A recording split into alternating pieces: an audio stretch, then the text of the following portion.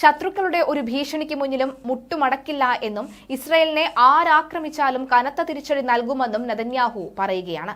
വെടിനിർത്തൽ കരാർ സംബന്ധിച്ച ഇസ്രായേൽ പ്രതിനിധി സംഘവുമായും നെതന്യാഹു ഇന്നലെ ആശയവിനിമയം നടത്തിയിരുന്നു.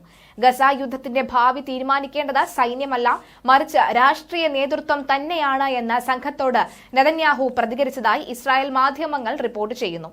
അതേസമയം കരാർ അട്ടിമറിക്കാൻ നെതന്യാഹു പുതിയ ഉപാധികൾ മുന്നോട്ട് വെക്കുന്നതായും ഹമാസ് കുറ്റപ്പെടുത്തി.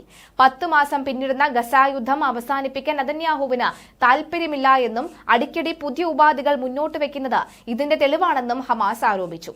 യുദ്ധം ശാശ്വതമായി അവസാനിപ്പിച്ച് സൈന്യത്തെ ഗസയിൽ നിന്ന് പിൻവലിക്കാതെ കരാറിൽ ഒപ്പുവെക്കില്ല എന്നാണ് ഹമാസ് ആവർത്തിക്കുന്നത്. അതിനിടെ ഗസയിൽ വീണ്ടും കൂട്ടക്കുരുതി തുടരുകയാണ്. ഇന്നലെ ദേർ അൽ ബലാഹിയിലെ ഒരു വീടിന് മുകളിൽ ബോംബിട്ട് 25 പേരെ കൊലപ്പെടുത്തി. ജബലിയയിലെ 2 അപ്പാർട്ട്മെന്റുകളിലും ഇസ്രായേൽ യുദ്ധവിമാനങ്ങൾ ബോംബിട്ടു നടക്കമുള്ള വാർത്തകളുണ്ട്. ഹിസ്ബുള്ള കേന്ദ്രങ്ങൾക്ക് നേരെ ഇസ്രായേൽ വ്യാപക ആക്രമണം നടത്തുകയാണ്. ടെല്ലവീവിൽ ഹിസ്ബുള്ള അയച്ച ഡ്രോൺ നെതന്യാഹുവിന്റെ വസതിയുടെ ദൃശ്യം പകർത്തിയതായുള്ള റിപ്പോർട്ടും വരുന്നു. പോർ വിമാനങ്ങൾ അയച്ചുവെങ്കിലും ഡ്രോൺ കണ്ടെത്താനുള്ള ഇസ്രായേൽ നീക്കം വിജയിച്ചില്ല. ടെല്ലവീവിൽ സ്ഫോടക വസ്തു നിറച്ച ട്രക്ക് പൊട്ടിത്തെറിച്ച് ഒരാൾ മരണപ്പെട്ടു.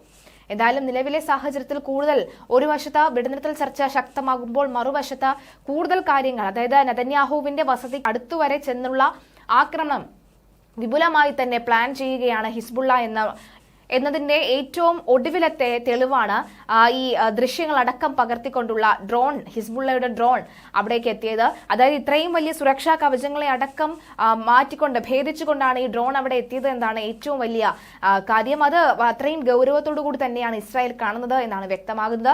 എന്തായാലും ഗസയിൽ വീണ്ടും ആക്രമണം ശക്തമാകുന്നുണ്ട്.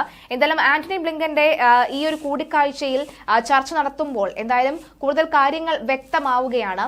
നെതന്യാഹുവിന് താൽപര്യമില്ല എന്നും അടിക്കടി പുതിയ ഉപാധികൾ മുന്നോട്ട് വെക്കുന്നത് ഇതിന്റെ തെളിവാണെന്നും ഹമാസ് ആരോപിക്കുകയാണ്. എന്തായാലും അതേസമയം കരാർ അട്ടിമറിക്കാൻ നെതന്യാഹു പുതിയ ഉപാധികൾ മുന്നോട്ട് വെക്കുന്നതായി ഹമാസ് കുറ്റപ്പെടുത്തുന്നുണ്ട്. 10 മാസം പിന്നിടുന്ന ഗസ യുദ്ധം അവസാനിപ്പിക്കാൻ നെതന്യാഹുവിന് താൽപര്യമില്ലെന്നും അടിക്കടി പുതിയ ഉപാധികൾ മുന്നോട്ട് വെക്കുന്നത് ഇതിന്റെ തെളിവാണെന്നുമാണ് ഹമാസ് ആരോപിച്ചത്. മലയാളി വാർത്താ plus, like, share and subscribe.